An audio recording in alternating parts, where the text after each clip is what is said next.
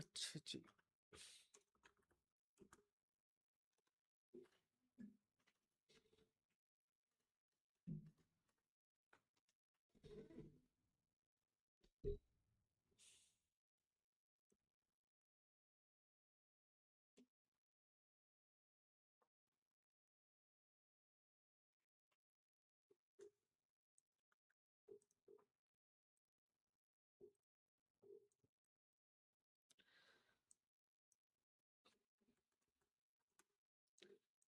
कल हमने डिस्कशन की थी वेरिएबल्स की। उसके बाद हमने स्ट्रिंग्स देखे थे किस तरह, और उसके जितने भी फंक्शंस हैं या जो एरर्स हमने अवॉइड करने हैं। आज हमने डिस्कशन करनी है नंबर्स की, नंबर डेटा टाइप की, और फिर लिस्ट के बारे में देखेंगे कि लिस्ट क्या है, उसके ऊपर कौन कौन से फंक्शंस आप यूज़ कर सकते हैं। सो यहाँ पे आके D3 के फोल्डर में नंबर्स डॉट पाई, या फिर आप इसको इंटीजर भी कह सकते हो, फ्लोट भी कह सकते हो, आपके ऊपर है। हम इसको नंबर्स डॉट पाई कह लेते हैं। अब जिस तरह आपके पाइथन के अंदर स्ट्रिंग्स होते हैं, वैसे ही आपके पाइथन के अंदर नंबर्स भी होते हैं। ठीक है, नंबर्स के साथ आप क्या क्या कर सकते हो? फॉर एग्जांपल नंबर्स को आप यूज़ कर सकते हो, अगर आप कोई गेम बिल्ड कर रहे हो तो उसके अंदर आप स्कोर किसी बंदे का स्टोर कर सकते हो। आप डेटा विजुअलाइजेशन के अंदर इसका यूज़ कर सकते हो। डेटाबेसेस के अंदर जो आप आईडी यूज़ करते हो, यूनिक आईडी, उसके आप नंबर डेटा डेटा टाइप के अंदर लिखते हैं। ठीक है, तो डिफरेंट चीज़ों के अंदर आप इसको यूज़ कर सकते हो। यहाँ पे टर्मिनल पे आते हैं और अपना रेपल ओपन करते हैं। यहाँ पे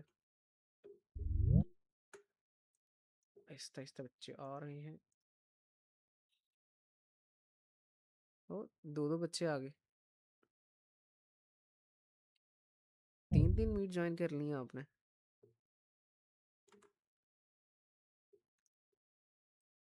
अच्छा जी। अब नंबर कौन कौन से हो सकते हैं? नंबर आपके पास इंटीजर्स भी हो सकते हैं, फ्लोट्स भी हो सकते हैं। फ्लोट्स का मतलब होता है डेसिमल पॉइंट नंबर होते हैं जिसमें पॉइंट्स आते हैं। अब इनके साथ आप कर क्या सकते हो? Arithmetic operations. आप प्लस कर सकते हो, उनको माइनस कर सकते हो, डिवाइड कर सकते हैं, उनका स्क्वायर रूट निकाल सकते हैं, या उसकी टू द पावर वाला काम कर सकते हैं। तो नंबर्स के साथ आप क्या कर सकते हैं? प्लस कर सकते हैं, माइनस कर सकते हैं, उनको मल्टीप्लाई कर सकते हो। 2 की पावर 2 के लिए आप ये वाला साइन यूज़ करते हो, डिवीजन के लिए आप ये वाला साइन यूज़ करते हैं। और इसके बाद आप रिमाइंडर भी ले सकते हैं। लेट्स से 10 डिवाइड बाय, अगर आप इसको करते हो 3 से डिवाइड, तो इसका एक रिमाइंडर बचता है। तो यहाँ पे आप परसेंटेज का साइन यूज़ करते हो। ठीक है, ये तो बहुत बेसिक सा काम है, ये तो सबको ही आता है। ठीक है, अब जो मेन चीज़ है वो ये देखनी है कि प्रेसिडेंस क्या होती है। आप में से किस किस को पता है कि प्रेसिडेंस किसको कहते हैं कोड के अंदर?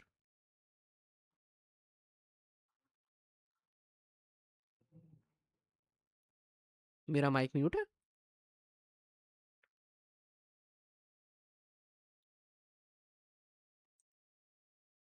नहीं तो।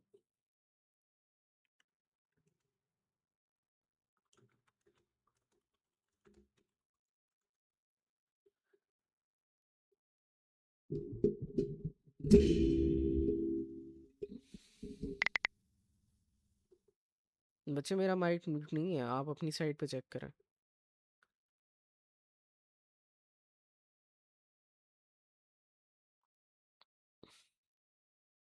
अच्छा, मैं यहाँ पे एक वर्ड लिख रहा हूँ, आप लोगों ने बताना है अगर आप में से किसी को पता है कि इसका मतलब क्या है। कोड के अंदर प्रेसिडेंस किस चीज़ को कहते हैं, ये बताएं जी, अगर आपको पता तो।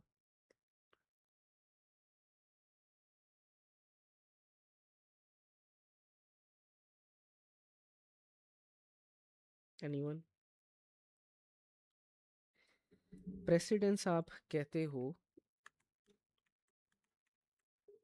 कि आपका कोड किस ऑर्डर के अंदर आपकी मैथमेटिकल एग्जीक्यूशन करेगा। फॉर एग्जांपल अगर हम यहाँ पे लिखते हैं 2 + 2 × 5, अब आप मुझे बताएं इनमें से कि इसका आंसर क्या होगा नॉर्मली।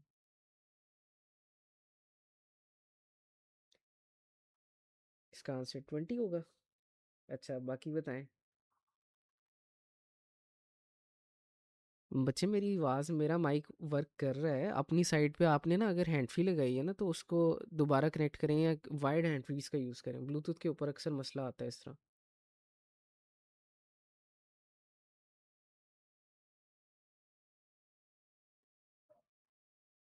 हाँ जी, बाकी बच्चे भी बताएं ज़रा इसका आंसर क्या आता है।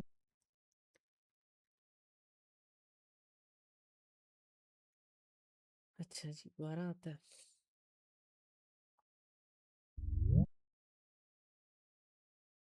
हम्म, अच्छा, प्रेसिडेंस आप कहते हो कि किस ऑर्डर के अंदर आप ना मैथमेटिकल ऑपरेशंस को परफॉर्म कर रहे हो।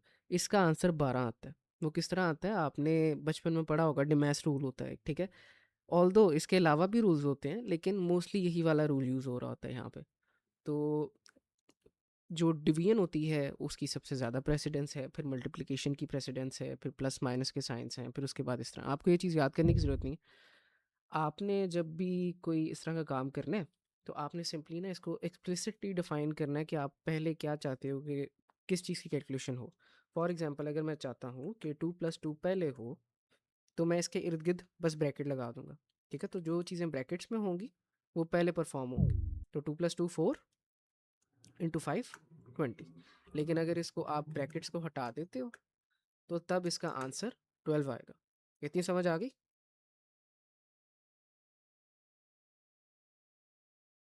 क्या इतनी समझ आ गई?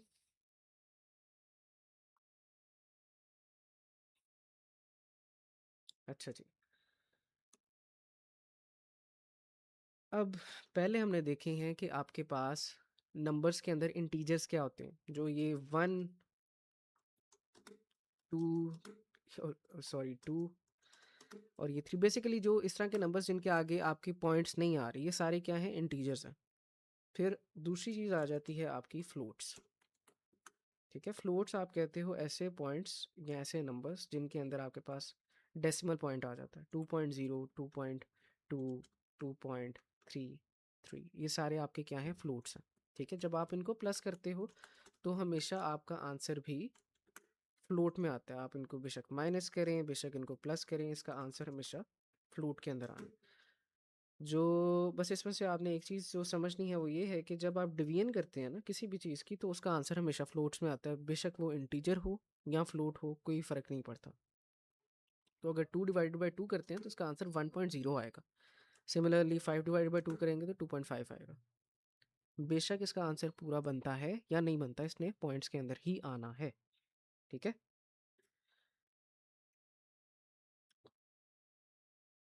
अब लेट्स से इसके अंदर एक और चीज़ है सिंपल सी, कि जब आप लंबे लंबे नंबर्स लिखते हैं, लेट्स से कि ये नंबर मैंने लंबा सा लिख दिया, अब आप इसको मतलब आपको कन्फ्यूजन होती है ना अक्सर कि इतना बड़ा डेसिमल पॉइंट है, इसको आप बोलते क्या है कि ये 14 करोड़ है, ये 10 करोड़ 40 लाख है, क्या है ये, ठीक है। तो इसके लिए आप आसानी से एक काम ये कर सकते हो कि आप नंबर्स को आपस में डिवाइड कर सकते हो। यानी कि जो आपके करेक्टर्स लिखे हैं इनको आप डिवाइड कर सकते हो ब्रैकेट्स के थ्रू। सो लेट से मैं कह सकता हूँ कुछ इस तरीके से, ठीक है। अब ये जो दरमियान में आपके अंडरस्कोर्स है ना, ये इग्नोर हो जाते हैं अगर हम इसको प्रिंट करते हैं। तो आपके पास यही आंसर आता है। ये सिर्फ आपके अंडरस्कोर आप इसलिए लगाते हो कि आपको समझने के अंदर आसानी हो कि आपने टोटल वैल्यू क्या लिखी हुई है। कोई इसमें कन्फ्यूजन तो नहीं है अभी तक?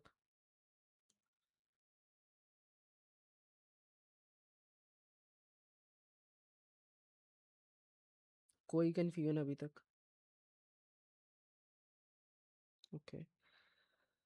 अभी तक क्या पढ़ा है, इंटीजर्स पढ़े हैं, प्रेसिडेंस का पढ़ा है, फ्लोट्स पढ़े हैं, और फिर देखा कि अगर आपके पास लंबे वैल्यूज़ हों नंबर्स की फॉर्म में तो उसको आप ऑर्गेनाइज्ड फॉर्म में कैसे लिख सकते हो, समझने के लिए कि वो वैल्यू आपके माइंड में क्या बनती है, ठीक है।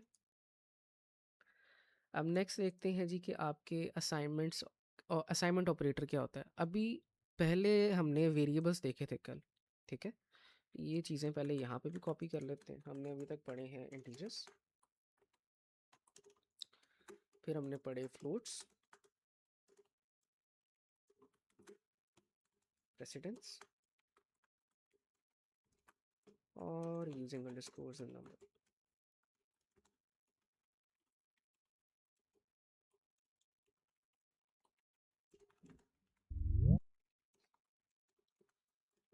अब हमने पढ़ना है जी मल्टीपल असाइनमेंट ऑपरेटर क्या होता है।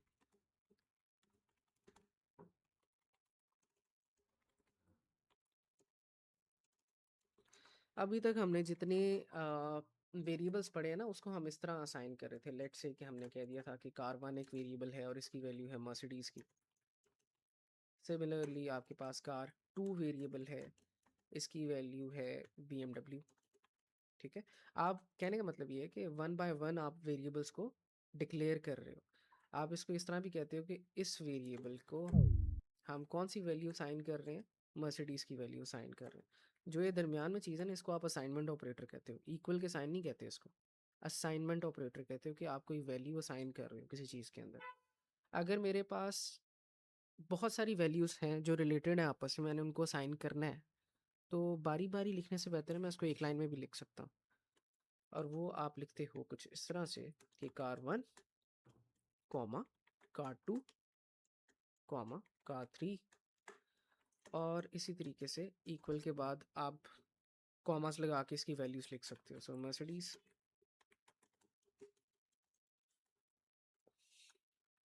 BMW, या फिर आप कह सकते हो होंडा। ठीक है, बात एक ही है। अगर हम इसको अब प्रिंट करते हैं तीनों को अलग अलग, कार वन,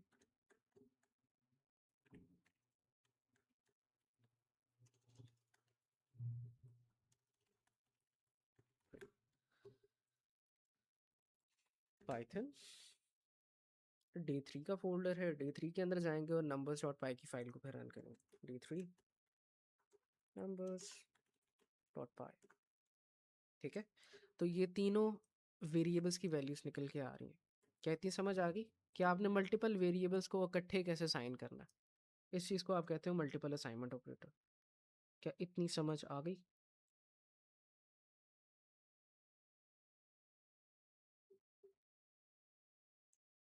अच्छा जी,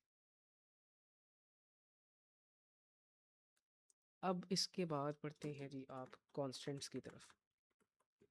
अब एक चीज़ यहाँ पे याद रखनी है आपने, बाय डिफ़ॉल्ट पाइथन के अंदर कोई कांस्टेंट का सीन नहीं है, कोई बिल्ट इन कांस्टेंट आपके पास वेरिएबल नहीं है। आप सिर्फ कम्युनिटी गाइडलाइंस को फॉलो करते हो खुद को समझाने के लिए कि एक वैल्यू है जो कि मैंने कभी भी प्रोग्राम के अंदर चेंज नहीं करनी। ठीक है, वैसे कोई कांस्टेंट का वेरिएबल अवेलेबल नहीं है पाइथन के अंदर। ये चीज़ आपने ध्यान में रखनी है। कांस्टेंट क्या होता है? ऐसा वेरिएबल जिसकी वैल्यू प्रोग्राम के लाइफ टाइम में चेंज नहीं होती, कि लाइफ टाइम में चेंज नहीं होगी। फॉर एग्जांपल एक हमारे पास वेरिएबल हो सकता है वीक डेज का, वीक डेज, और उसको हम कह सकते हैं कि इसकी 7 वैल्यू है। एक वीक में 7 दिन ही होते हैं। सिमिलरली पाई की वैल्यू जो है वो 3.14 हो सकती है। अब आपने कन्वेंशन क्या है कि जो भी कांस्टेंट्स होंगे उनको आपने कैपिटल लेटर के अंदर लिखना है। ठीक है, यहाँ पे एक कांस्टेंट दिखा रहा है, लेकिन ये सिर्फ आपने जो एक्सटेंशंस वो इंस्टॉल किया ना उसकी वजह से ऊपर आ रहा है। बाय डिफ़ॉल्ट कोई कांस्टेंट नहीं होते पाइथन के अंदर। मैं इसकी वैल्यू चाहूँ अगर तो चेंज कर सकता हूँ बाद में। सो फॉर एग्जांपल अगर मैं इसको दोबारा रीअसाइन करके 8 कर देता हूँ ना, और ऊपर हम प्रिंट करते हैं पहले वीकडेज को और फिर दोबारा इसी चीज़ को प्रिंट करते हैं, आ, इनको यहाँ से कमेंट आउट कर देते हैं, फाइल को रन करते हैं, तो एक दफ़ा ये प्रिंट कर रहा है 7 और एक दफ़ा ये प्रिंट कर रहा है 8। कोई एरर नहीं आया। अगेन ये सिर्फ समझने के लिए है कि हम एक वैल्यू डाल रहे हैं जो कि हम चाहते हैं कांस्टेंट है, पूरे प्रोग्राम में वो कभी चेंज नहीं होगी। By default there are no constants in Python. ठीक है, डिफ़ॉल्ट पाइथन में कांस्टेंट वेरिएबल्स नहीं होते। ओके, क्या इतनी समझ आ गई?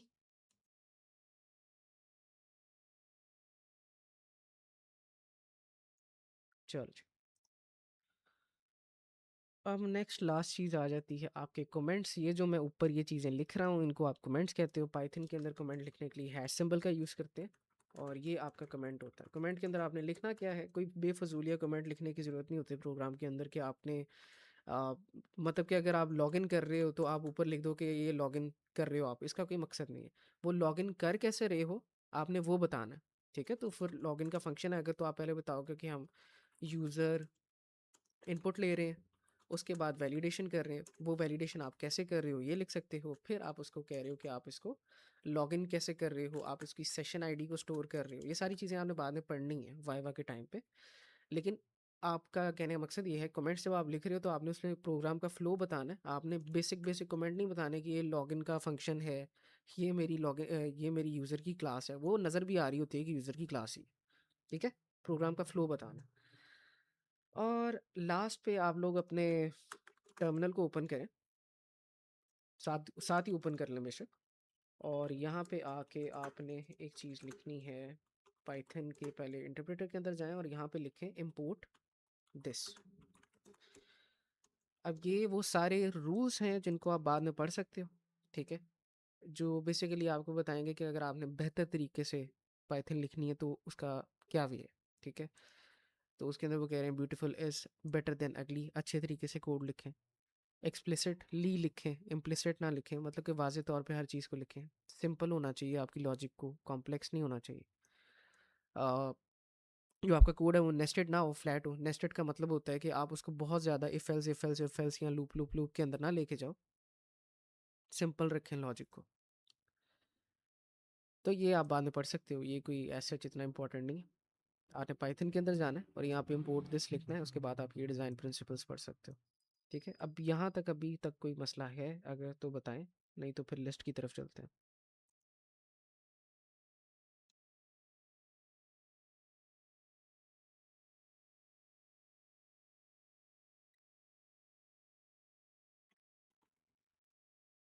लिस्ट डॉट पाई, अच्छा जी।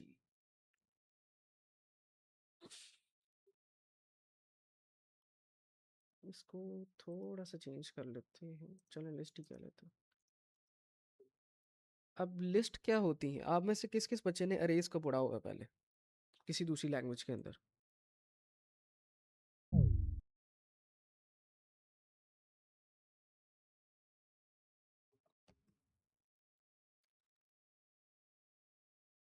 अरेज होती हैं आपकी कलेक्शन ऑफ डेटा जिसके अंदर आप स्टोर करते हो।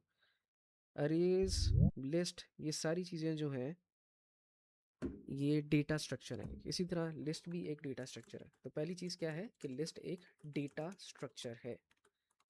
डेटा स्ट्रक्चर से मुराद ये होता है कि एक ऐसा स्ट्रक्चर जिसके अंदर आप डेटा स्टोर कर सकते हो। तो लिस्ट के अंदर क्या है, आप कलेक्शन ऑफ डेटा को स्टोर कर सकते हो, ठीक है। सिमिलर टू अरे, ये बहुत सिमिलर है अरे के, जो भी आप अरेज दूसरी लैंग्वेजेस के अंदर देखते हो। और अब इसको स्टार्ट करते हैं। इसका सिंटेक्स क्या है,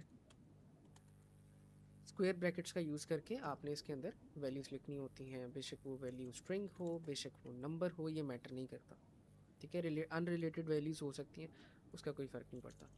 अब लेट्स से कि हम यहाँ पे एक लिस्ट जनरेट करते हैं, लिस्ट ऑफ कार्स। तो पहले लिस्ट का सिंटेक्स लिख लेंगे यहाँ पे। जो पहली मेरी गाड़ी है वो है जी मर्सिडीज़, जो दूसरी मेरी गाड़ी है वो है BMW, और लास्ट पे जो कार है लेट्स से वो है होंडा। और भी लिख लेते हैं, मस्टैंग और डॉज,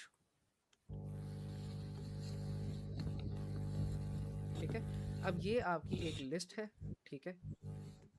लिस्ट को आपने ऐसे डिक्लेयर करना है। अब इस लिस्ट को अगर मैंने लेबल करना है तो क्या करना है, लेबलाइजेशन के लिए हम शुरू से क्या यूज़ करें, वेरिएबल। हम कहेंगे कि इस लिस्ट को होल्ड करता है एक वेरिएबल। तो हम कह लेते हैं जी कि ये कार्स है। तो इसको किस तरह पढ़ेंगे कि एक लिस्ट है जिसको लेबलाइज कर रहा है कार्स का वेरिएबल। अब एक दफ़ा इसको प्रिंट करके पहले देख लेते हैं जी।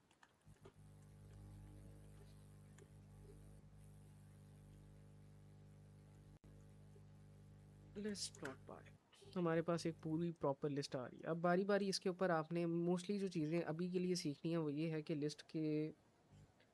लिस्ट को आप एक्सेस कैसे कर सकते हो, लिस्ट के अंदर जो डिफरेंट डेटा आपके पास अवेलेबल है। पहली दो चीज़ें और इसके अंदर ये पढ़ लेते हैं कि इसका एक पर्टिकुलर ऑर्डर होता है, और जितनी भी आपके पास चीज़ें हैं इसके अंदर, items are accessed using index या पोजीशन दैट स्टार्ट्स विद 0। अब जितनी भी आइटम है ना, इनकी कोई ना कोई पोजीशन है, कोई ना कोई पोजीशन को आप इंडेक्स भी कह सकते हो, ठीक है। हमेशा आपका जो लिस्ट होता है उसका इंडेक्स स्टार्ट होता है 0 से। तो कहने का मतलब है कि मर्सिडीज़ पड़ी होगी 0 पे, BMW पड़ी होगी 1 पे। इसी तरीके से हमारे पास अगर 5 है आइटम, तो इसका मतलब है कि इसकी पोजीशन होगी 4, ठीक है। पहली चीज़ तो आपने ये याद रखनी है। हम चीज़ें काउंट नहीं कर रहे, हम ये नहीं काउंट कर रहे कि लिस्ट के अंदर आइटम कितने हैं। हम ये देख रहे हैं कि अगर हम लिस्ट के किसी आइटम को एक्सेस करना है तो उसका नंबर 0 से स्टार्ट होगा, ठीक है। क्या इतना क्लियर है?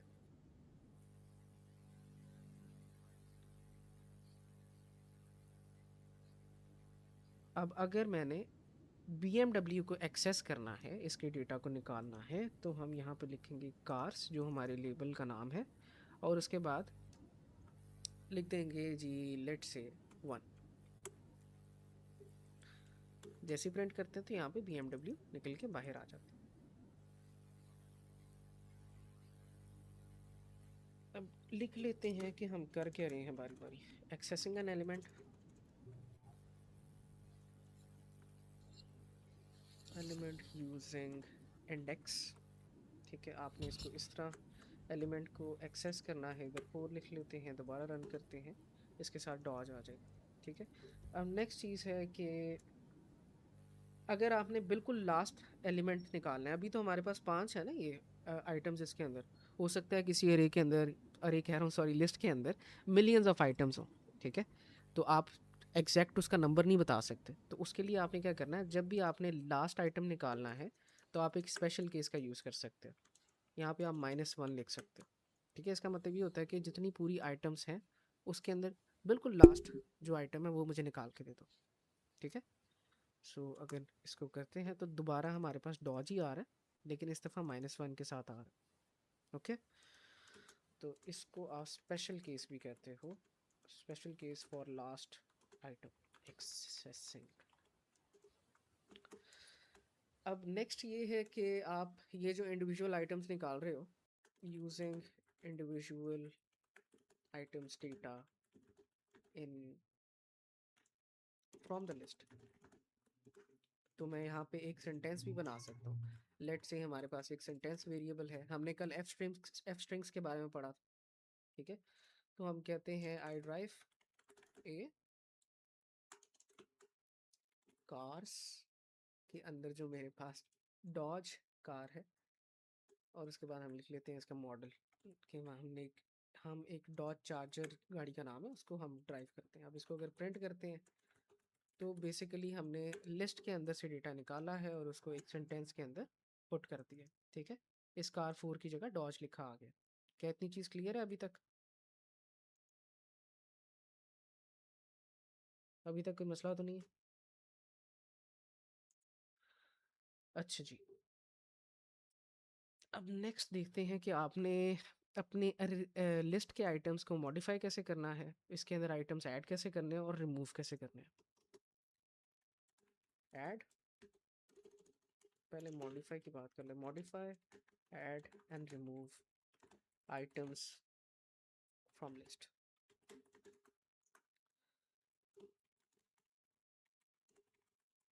जब आपने मॉडिफिकेशन करनी है तो सिंपली आपने अपनी लिस्ट का नाम लिखना है, और लेट से कि मैं अपने जो डॉज, ये यहाँ पे गाड़ी है, इसको चेंज करके हम यहाँ पे फरारी लिखना चाह रहे हैं। तो हम फोर्थ आइटम पे जाएंगे, क्योंकि 5 आइटम है इन टोटल, और यहाँ पे लिख देंगे सिंपली फरारी, ठीक है। इधर हम प्रिंट कर लेते हैं पहले कार्स को before modification, so before modification, और कॉमा लगा देते हैं, सिमिलरली आफ्टर मॉडिफिकेशन तो रन करते हैं। बिफोर मॉडिफिकेशन हमारी जो गाड़ी थी उसके अंदर डॉज था, और नेक्स्ट फिर वो डॉज खत्म होके फरारी के अंदर तब्दील हो गया। अब सिमिलरली ऐड कैसे करते हैं? सो एडिशन, इन्हीं चीज़ों को हम पकड़ लेते हैं। बिफोर एडिशन और आफ्टर एडिशन। एडिशन करने के लिए आपने यूज़ करना है अपेंड का, अपेंड फंक्शन का। तो कार्स डॉट अपेंड, अपेंड का मतलब होता है कि आप इसको बिल्कुल कोडिंग के लैंग्वेज में आप इसको इस तरह कहते हो कि अपेंड करने का मतलब ये है कि आप एक चाइल्ड डाल रहे हो, ठीक है, बिल्कुल अपना आखिरी एक नोड डाल रहे हो। तो हम इसको लिस्ट की फॉर्म में कहेंगे कि जो पूरी लिस्ट है उसके बिल्कुल एंड पे एक आइटम आप ऐड कर रहे हो। तो जो चीज़ हमने अभी मॉडिफाई की है ऊपर उसको हम एंड पे ऐड कर लेते हैं, ठीक है। तो कास्ट डॉट अपेंड डॉज। तो इसको दोबारा देखते हैं। तो डॉज अब एंड पे आ गया। क्या इतनी समझ आ रही है?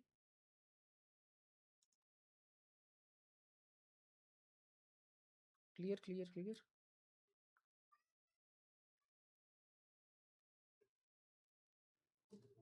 अब अपेंड के अलावा आप इंसर्ट का भी यूज़ कर सकते हो। अपेंड का तो ये होगा ना मकसद कि अपेंड क्या करता है, लास्ट पे आइटम ऐड करता है।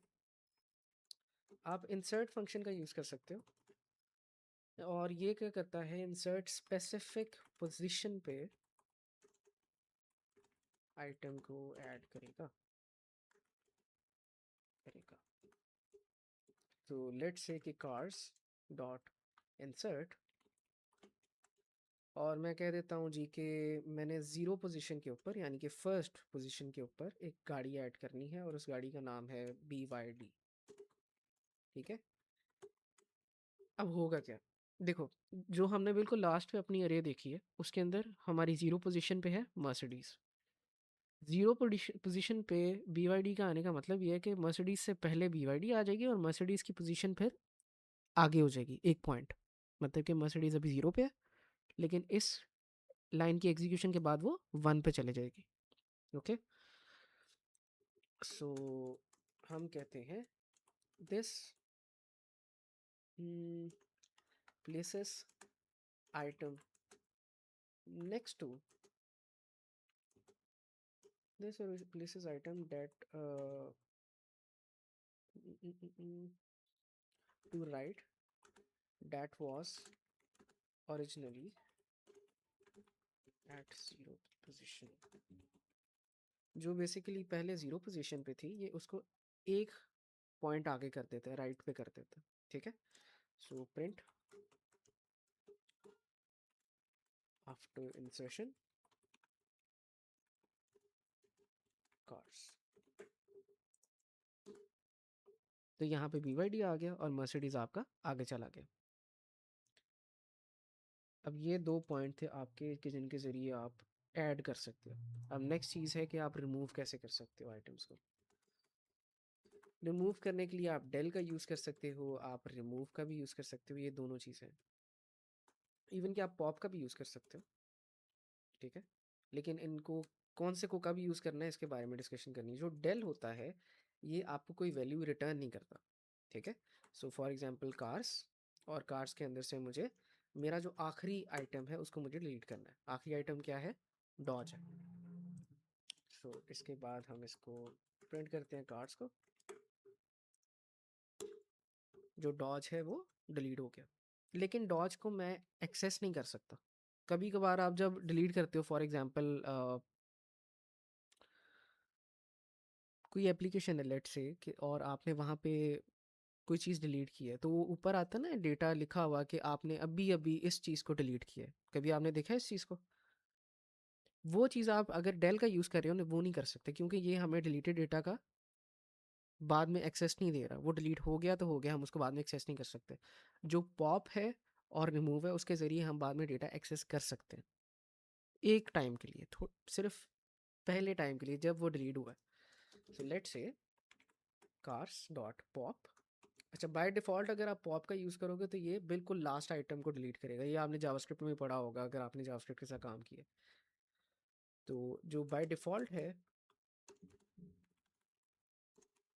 It removes last item and returns it back. अब रिटर्न्स इट बैक का मतलब क्या है ये आगे देखते हैं। Print car after popping out.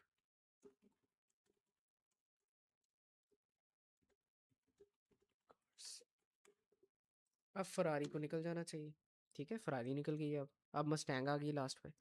लेकिन फरारी का जो डेटा है उसको आप कैप्चर कर सकते हो किस तरह। हमने यहाँ पे कहा कि पॉप जब आप यूज़ करते हो तो ये कोई ना कोई डेटा रिटर्न करता है, विच मीन्स कि इसको आप एक्सेस कर सकते हो। Popped car is equal to, और यहाँ पे मैं प्रिंट कर देता हूँ कि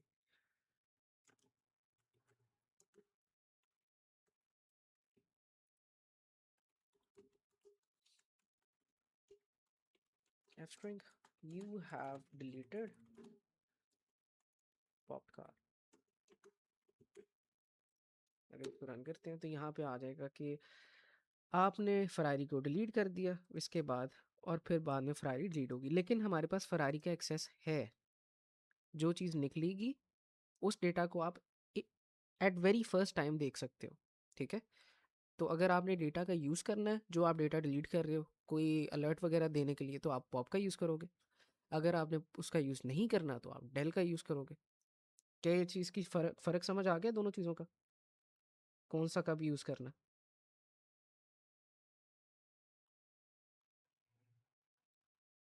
नहीं आया समझ?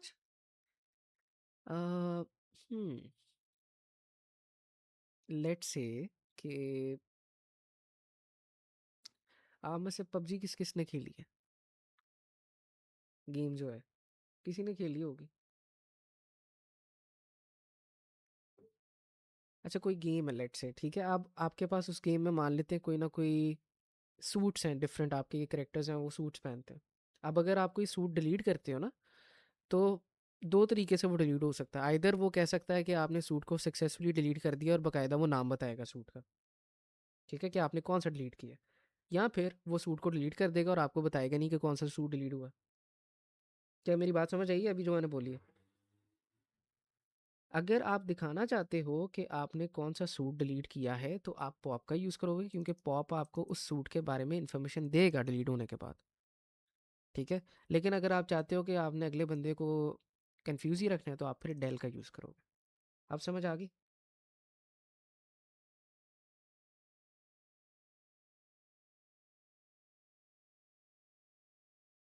अच्छा जी, अब पहली चीज़ तो बाय डिफ़ॉल्ट पॉप क्या करता है, कार के आखिरी इंडेक्स को डिलीट करता है, लेकिन आप इसको इंडेक्स दे भी सकते हो। तो फॉर एग्जांपल मैं कह सकता हूँ कि आप डॉज को डिलीट ना करो, सॉरी फरारी को डिलीट ना करो, आप डिलीट कर दो जी मर्सिडीज़ को। ठीक है, तो यू हैव डिलीटेड मर्सिडीज़। अब क्या होगा, मर्सिडीज़ यहाँ पर डिलीट हुई जो कि वन पोजीशन पे थी। ठीक है, वो जब रिमूव होगी तो आगे वाली सारी जो थी वो लेफ्ट पे आ जाएंगी। तो पहले इंसर्ट पे क्या हो रहा था, चीज़ें राइट पे जा रही थी, लेकिन पॉप के केस में क्या हो रहा है, चीज़ें लेफ्ट पे आ रही। ओके, तो after deletion list adjust items that are after that are after deleted item to the left side। क्या ये दोनों चीज़ें समझ आ गई? अगर देखो मर्सिडीज डिलीट हुई, ठीक है, तो BMW वगैरह लेफ्ट साइड पे आ गई, और अब जो मर्सिडीज का इंडेक्स था वो BMW का हो गया। समझ आ रही है इस चीज़ की?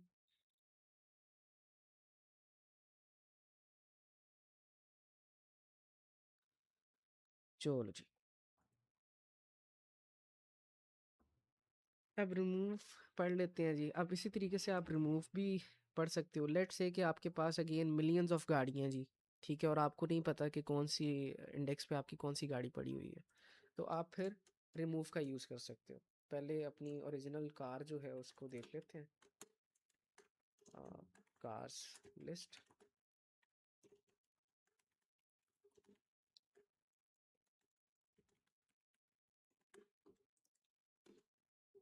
एज ऑफ राइट नाउ हमारे पास BYD है, BMW है, होंडा है। मैं चाहता हूँ कि मैं होंडा को रिमूव कर दूँ, तो हम यहाँ पे कहेंगे कार्स डॉट रिमूव, और फिर यहाँ पे मैं एग्जैक्टली होंडा लिख दूँगा।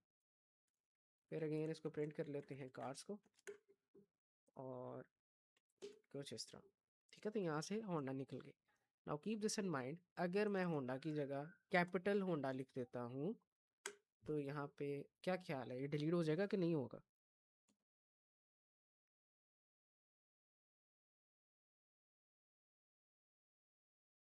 क्या ख्याल है? हम्म,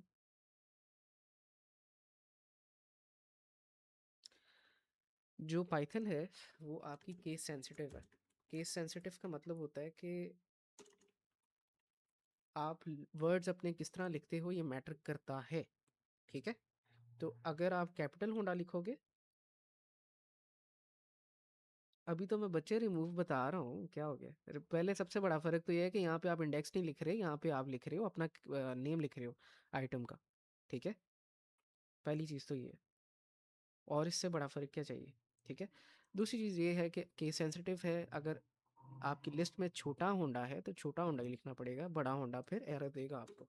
ठीक है, तो यहाँ पे आ रहा है कि जो होंडा है वो आपका लिस्ट के अंदर नहीं है। ओके, तो इधर आपको छोटा होंडा ही लिखना है। अब दूसरी चीज़ हम मान के चल लेते हैं कि इसको अभी हम रिमूव करने से पहले एक होंडा एंड पे भी डालते हैं, तो कार्स डॉट अपेंड होंडा, और कुछ इस तरीके से।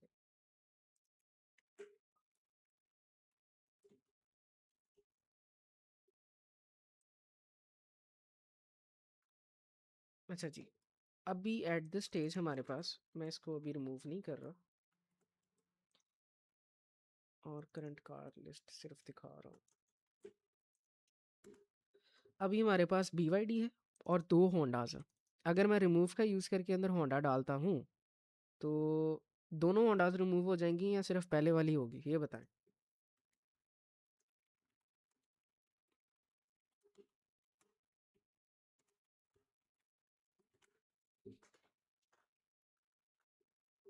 सिर्फ पहली होंडा रिमूव होगी या दोनों हो जाएंगी, या बाद वाली होगी पहले वाली नहीं होगी?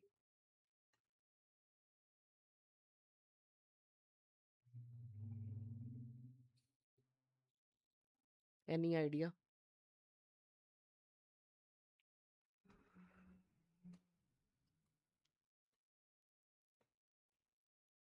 Delete to values. अच्छा, तो बाकी क्या कहते हैं? ये जो है रिमूव फंक्शन जो है, ये सिर्फ फर्स्ट इंस्टेंस को सर्च करता है। ठीक है, सारों ने तुक्का गलत मारा है, सिर्फ फर्स्ट इंस्टेंस को सर्च करता है। देखो, अगर मैं मान लेते हैं मेरे पास यूज़र्स हैं, ठीक है, VU के अंदर बच्चे पढ़ते हैं और उनकी एक लिस्ट हो रहा है यूज़र्स की, और उसमें मरियम नाम की 50 लड़कियां। अब अगर कोई मरियम की एडमिशन को कैंसिल करना, तो सारे मरियम के एडमिशन कैंसिल हो जाएंगे? नहीं। ठीक है, ऑल दो उसके अंदर इस तरह नहीं होगा, लेकिन हम इसको सिर्फ एक एग्जांपल लेके चल रहे हैं। तो जब होंडा हम यहाँ पे रिमूव कर रहे हैं ना, तो सिर्फ पहला होंडा यहाँ पे रिमूव होगा।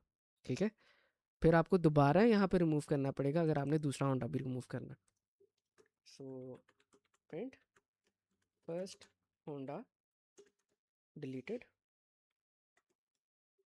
अच्छा, इसको यहाँ पे स्टोर करते हैं। आपको मैंने कहा था कि पॉप के ज़रिए आप इसके साथ भी कर सकते हो। So removed car is equal to ये, you have deleted removed car, और ये हमारा सही नहीं है क्योंकि ये स्ट्रिंग नहीं है। सिमिलरली अब इसको दोबारा करते हैं इसी चीज़ को। ठीक है, तो यहाँ पे आ रहा है you have deleted none. Wait a second, क्या क्या क्या क्या क्या क्या गलती की है हमने यहाँ पे? Wait a second, wait a second, wait a second.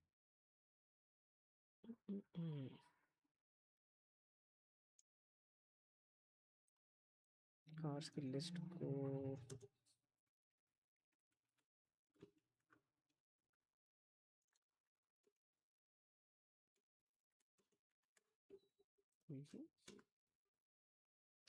अच्छा पहले तो ये देखते हैं ना, current car list BYD Honda, पहले होंडा थी, फिर जब हमने रिमूव कर दी तो पहले वाली होंडा चलेगी, बाकी सारे लेफ्ट साइड पे आ गए। सिमिलरली अगर एक दफ़ा और होंडा को डिलीट कर देते हैं,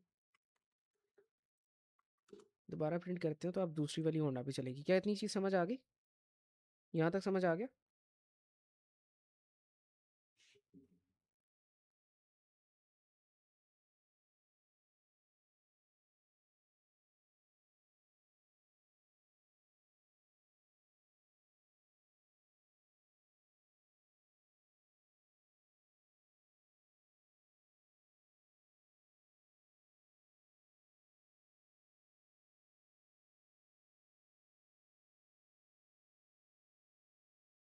अच्छा जी, अब इसके अंदर से मैं एक चीज़ जो ये करना चाह रहा हूँ, मैं रिमूव कार को देखना चाह रहा हूँ।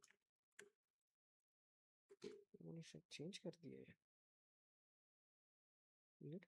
अच्छा जी, आपने एक चीज़ याद रखनी है यहाँ पे अब ये, कि पॉप को आप यूज़ करोगे तब जब आपने कोई डेटा डिलीट करके देखना है, ठीक है। रिमूव को आप यूज़ करोगे अगर आपको उसका इंडेक्स नहीं पता, ठीक है, और आप सिर्फ फर्स्ट आइटम को डिलीट करना चाह रहे हो। और डेल को आप यूज़ करोगे अगर आपने परमानेंटली सारा कुछ डिलीट कर देना, मतलब कि परमानेंटली कहने से मुराद ये है कि आप उसको एक्सेस नहीं करना चाह रहे। ठीक है, यहाँ तक आपको समझ आ गई सारी? अगर कोई मसला है तो बताएं। हमने देखा है कि लिस्ट क्या होती है, लिस्ट के अंदर से आप इंडिविजुअल डेटा कैसे एक्सेस कर सकते हो, उसको यूज़ कैसे कर सकते हो, ऐड कैसे कर सकते हो, मॉडिफाई कैसे और रिमूव कैसे कर सकते हो। कोई मसला अगर अभी तक है तो बता दें।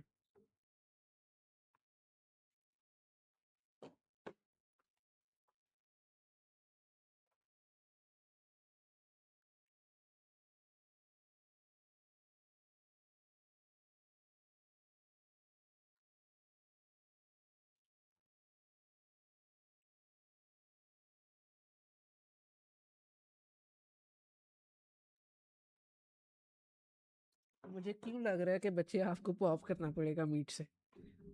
आपको अभी तक पॉप की समझ नहीं आई? देखें,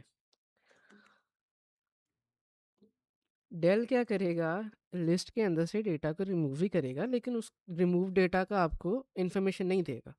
पॉप भी रिमूव करेगा लेकिन उसकी इन्फॉर्मेशन भी देगा। और रिमूव को आपने तब यूज़ करना है जब आपको आइटम के इंडेक्स का नहीं पता। ठीक है, और रिमूव के अंदर फ़र्क क्या है, ये सिर्फ पहली इंस्टेंस को सर्च करके डिलीट करता है, सारी इंस्टेंसेस को डिलीट नहीं करता।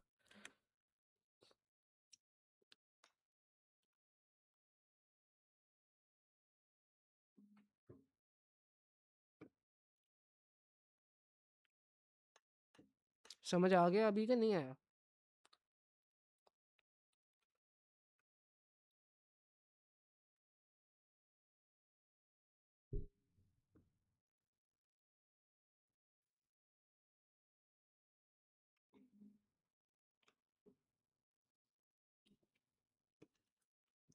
क्लियर आग हो गया या नहीं हुआ? नोट्स में आज तो साथ साथ अब आ गई है। चलो ठीक है जी।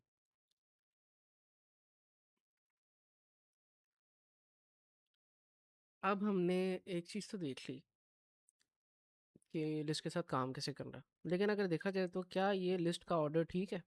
आप में से अल्फ़ाबेटिकली ABC की फॉर्म में क्या ये ऑर्डर ठीक है? अक्सर औकात होता है ना कि आप बहुत सारे प्रोडक्ट्स को देखते हो तो ऑनलाइन, और आप उनको सॉर्ट बाय या फ़िल्टर बाय अल्फ़ाबेटिकली फ़िल्टर करना चाहते हो या सॉर्ट करना चाहते हो, तो वो कैसे करते हैं ये देखते हैं। यहाँ पे नई फाइल बना लेते हैं, ऑर्गेनाइज लिस्ट डॉट पाई, इस फोल्डर के अंदर डाल देते हैं और यहाँ पे प्रोडक्ट्स नाम की एक लिस्ट बनाते हैं। हमारे पास मोबाइल फ़ोन्स हैं, नहीं प्रोडक्ट्स नहीं, मोबाइल्स ही कह लेते हैं इसको। हमारे पास ओप्पो का फ़ोन है, ओप्पो। उसके बाद आईफोन्स हैं, Samsung. Vivo, and let's say we have और कौन सी कंपनी है, आईटेल है। चलो जी, अगर मैंने इनको अल्फ़ाबेटिकली सॉर्ट करना है, अल्फ़ाबेटिकली सॉर्ट करना है, तो इसके पास आपके पास दो तरीके हैं, इधर आप इसको परमानेंटली कर सकते हो या फिर टेम्पररी कर सकते हो। अगर आपने इसको परमानेंटली सॉर्ट करना है तो आप सॉर्ट फंक्शन का यूज़ करोगे, ठीक है। सो हम कहेंगे मोबाइल्स डॉट सॉर्ट और उसके बाद प्रिंट कर देंगे मोबाइल्स को।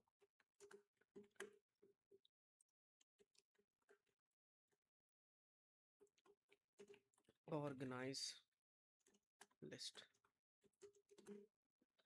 तो आईफोन का जो जो बेसिकली अब अल्फ़ाबेटिकली जिस तरह ये आ रहे हैं वो तो नहीं मैं देख यहाँ पे बोलूँगा, लेकिन आई पहले आ गया है, ओ बाद में आ गया है, एस बाद में आ गया और वी लास्ट पे चला गया, ठीक है। ये ए बी सी डी के ऑर्डर के अंदर आ गए हैं आप, इतनी समझ आ रही है।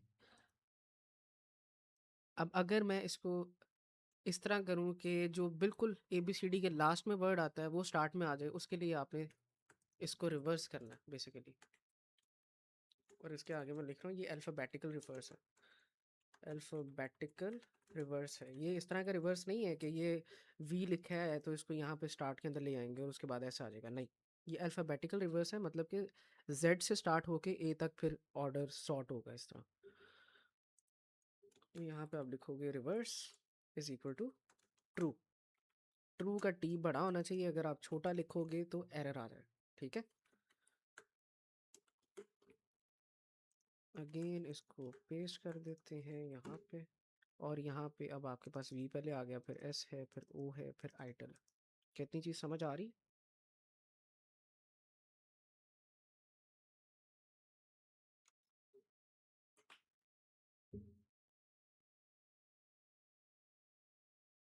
हम्म, अब इन सॉर्ट फंक्शन के अंदर मसला ये है कि ये परमानेंटली आपकी ओरिजिनल अरे को भी सॉर्ट कर देता है। सॉर्ट फंक्शन क्या करता है, ये ओरिजिनल अरे को चेंज कर देता है। ओरिजिनल ओरिजिनल अरे, और एक है लिस्ट को चेंज कर देता, परमानेंटली चेंज कर देता है। ये एक इस तरह की चीज़ होती है जो आप अक्सर नहीं चाह रहे होते। आप नहीं चाहते कि आपकी जो अरे है वो चेंज हो। अगर तो हमारी अरे चेंज हो जाएगी, लेट से कोई आता है बंदा दराज के ऊपर और वो फ़िल्टर करता है जी, या सॉर्ट करता है अल्फ़ाबेटिकली, और अरे बैकएंड पे परमानेंटली चेंज हो जाती है, तो आप अगर जाओगे उस पे, या कोई और बंदा भी जाएगा वेबसाइट पे, तो उसके लिए भी फिर वो अरे वैसे ही शो होगी जैसे उस बंदे ने कर दी है, ठीक है। तो नॉर्मली आप ये नहीं चाहते, आप टेम्परेरीली चीज़ों को सॉर्ट करना चाह रहे हो। टेम्पोररीली अगर सॉर्ट करना है उसके लिए आपने सॉर्टेड फंक्शन का यूज़ करना है, ठीक है। सॉर्टेड फंक्शन के अंदर आप मोबाइल्स को डाल देंगे, ओके।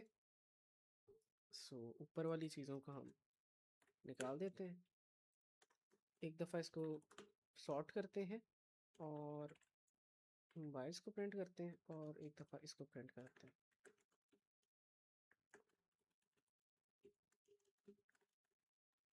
कुछ इस तरीके से। अच्छा जी, अब पहली रे जो प्रिंट हुई है वो हुई है सॉर्टेड, ठीक है। और दूसरी रे हमें ओरिजिनल रे हमारी दिखा रहा है कि हमारी ओरिजिनल जो अरे है वो चेंज नहीं हुई, ठीक है। लेकिन परमानेंट के अंदर जो सॉर्ट के अंदर क्या था कि हमारी ओरिजिनल अरे ही चेंज हो रही थी, यहाँ पे हम ओरिजिनल अरे को प्रिंट कर रहे थे। क्या इतनी समझ आ गई? जो सॉर्ट है वो आपकी ओरिजिनल अरे को चेंज कर देता है, जो सॉर्टेड है वो चेंज नहीं करता,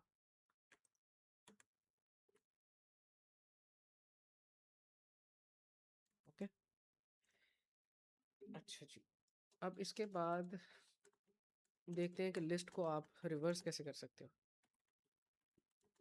अब ये अल्फ़ाबेटिकल रिवर्स नहीं है, ये टोटली रिवर्स है।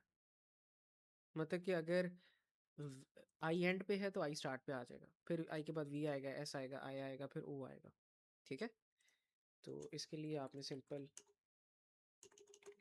अपना लिखना है mobiles dot reverse, simple as that, और इसको प्रिंट कर लेते हैं बस। वैसे प्रिंट करने की ज़रूरत नहीं है क्योंकि ये भी परमानेंट ही होता है। तो मोबाइल्स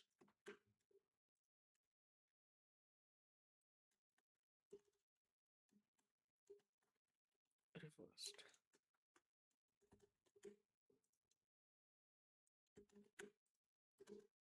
ठीक है। अब आई आ गया, फिर आईफोन आ गया, फिर ओप्पो लास्ट पे आ गया। अब एक चीज़ आपने यहाँ पे ये देखनी है कि जो रिवर्स है वो भी आपका ओरिजिनल अरे को चेंज कर रहा है, ठीक है। सॉर्ट भी ओरिजिनल अरे को चेंज कर देगा, रिवर्स भी ओरिजिनल अरे को चेंज कर देगा। अब लास्ट चीज़ आपकी जो एक फंक्शन है वो है लेंथ का। अगर आपने कैलकुलेट करना है कि आपके अरे के अंदर कितने आइटम्स हैं तो आप उसको कुछ इस तरह कर सकते हो, LEN, और इसके बाद आपने अपने अंदर देना है अरे का नाम या लिस्ट का नाम, और यहाँ पे वो बता रहा है कि आपकी लिस्ट के अंदर 5 आइटम है, 1 2 3 4 5। ओके, क्या यहाँ तक समझ आ गई सारी जितना पढ़ाया? कोई मसला इन चीज़ों के अंदर अभी तक?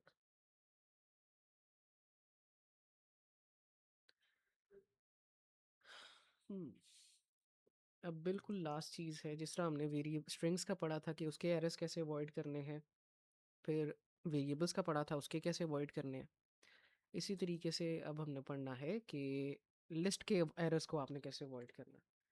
तो अवॉइड लिस्ट एरर्स डॉट पाई।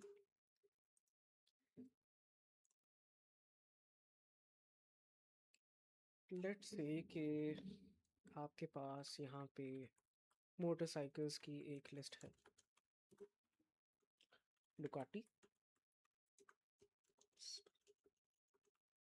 और इसके अलावा यामाहा और कावासाकी।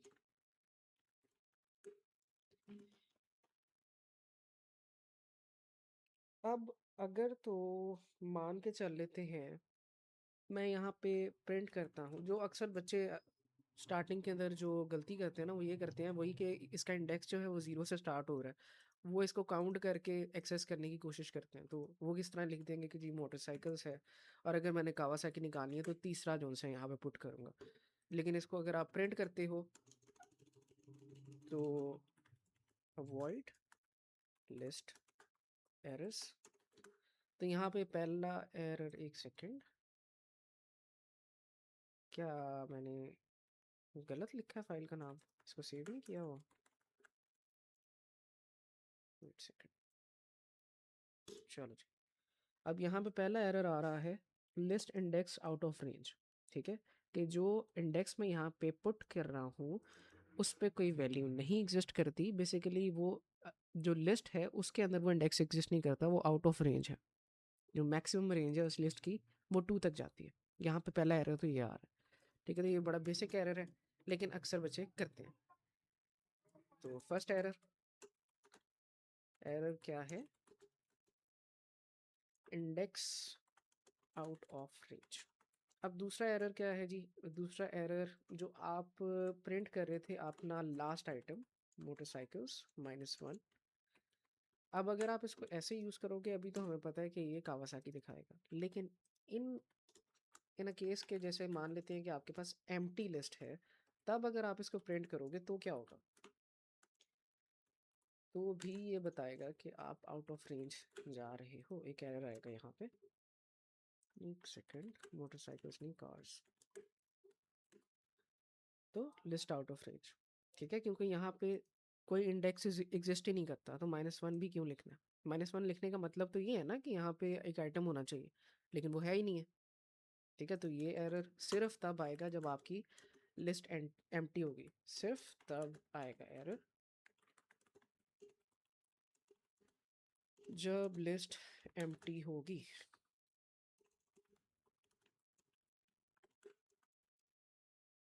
अभी जो मोस्ट कॉमन एरर है वही दो ही हैं। अब आखिरी चीज़ जो मैंने आपको बतानी है वो ये है कि अब मुझे आप में से कोई भी बंदा बताए कि ये डेटा टाइप क्या है, इस अरे के अंदर ये क्या डेटा टाइप है? डेटा टाइप इंडेक्स नहीं, डेटा टाइप। जो आइटम है इसकी डेटा टाइप क्या है?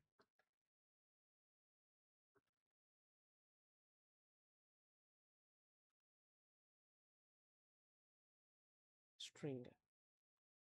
अगर बाकियों को समझ नहीं आई इस चीज़ की, अगर मैं यहाँ पे 5 लिखता हूँ तो ये नंबर डेटा टाइप है, ठीक है। इसी तरीके से ये स्ट्रिंग डेटा टाइप है। हमने पढ़ा था कि स्ट्रिंग्स के ऊपर आप मेथड्स का यूज़ कर सकते हो। लेट्स से कि अगर मेरे पास एक स्ट्रिंग है कावासाकी, और इसके ऊपर फिर मैं एक फंक्शन डाल सकता हूँ अपर का, ठीक है। तो ये क्या करेगा, ये सारे लेटर्स को कैपिटलाइज कर देगा, यही था।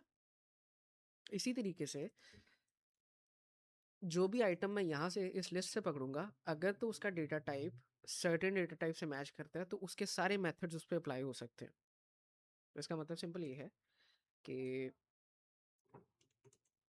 a string I drive a Kawasaki, so Kawasaki के लिए हम लिखेंगे मोटरसाइकिल -1, और इसके बाद डॉट लिख देंगे, अपर लिख देंगे बाइक, ठीक है। अब ये जो है ये क्या एक्सट्रैक्ट करेगा, इसकी जगह क्या चीज़ आएगी, इसकी जगह आएगी कावासाकी, और उस कावासाकी के ऊपर फिर अपर का मेथड लग जाएगा। Simple as that. समझ आ गई? Depending upon the data type आपके मेथड्स अप्लाई हो सकते हैं।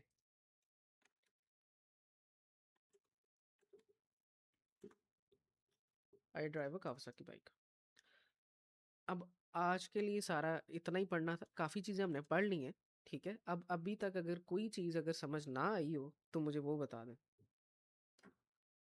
8 बजे हमने स्टार्ट किया था, 8:15 और 1 घंटे में काफ़ी पढ़ लिया।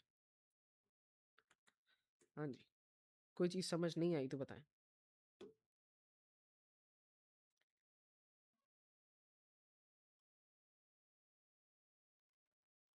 नोट्स भी बना लिए? हम्म। आप मेरी क्लासेस के नोट्स बना रहे हो, बाद में बच्चों को पढ़ाओगे आप? हैं?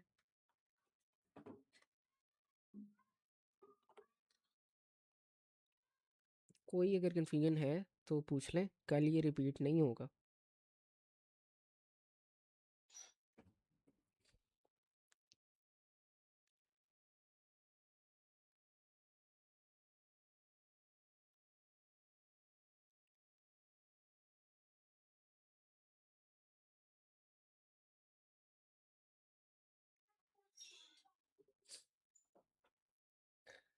अब इसकी जो एक्सरसाइजेस हैं इसको मैं आपको व्हाट्सएप पे सेंड कर देता हूँ। ज़्यादा होंगी एक्सरसाइजेस, यहाँ पे करने का फ़ायदा नहीं है।